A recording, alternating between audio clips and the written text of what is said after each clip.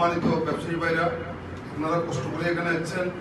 আমাদের ট্যাক্সের অফিসাররা আমাদেরকে দীর্ঘদিন ধরে বলে আসতেছেন আমাদের সাথে একটু মিটিং করবেন, মত বিনিময় সভা করবেন। আমরা কিন্তু রোজার মধ্যে ওদেরকে সুযোগ দিতে পারি নাই, ওনারা চাইছিলেন। তো আমরা বললাম যে দেখেন, রোজার মধ্যে কারণ এমনি ব্যবসা আমাদের খুব খারাপ যাচ্ছে, বিভিন্ন কারণ আছে। আর সরকারের তরফ থেকে আমরা তেমন একটা সুবিধা পাচ্ছি না। আমরা ব্যবসায়ীরা মারমাহত, এইসব কারণে আমি ওনাদেরকে কল থেকে আমাদের বিশেষ করে ওয়ার্ক ভাইয়ের সাথে আমি বললাম যে আমরা ঈদের পরে এটা আমাদের কার্যকরী পরিষদের মিটিং ডাকার পরে আপনাদেরকে আমরা কল করবো। আজকে সেই মিটিংটাই ডেকেছি।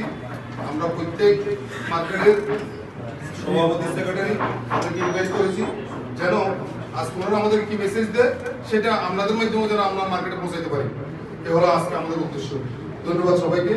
আমি আমার ঢাকা মোটরবাস ব্যবসায়ী কল্যাণ সমিতি সিনিয়র সহসভাপতি আছি, আমাদের আরো নেতৃবৃন্দ আছে।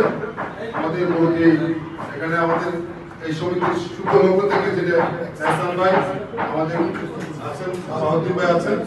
তো আপনারা একটু আমাদেরকে সহযোগিতা করবেন, ওনারা কি বলতে চায়, এই হলো আমাদের কামনা। ধন্যবাদ সবাইকে। আসসালামু আলাইকুম।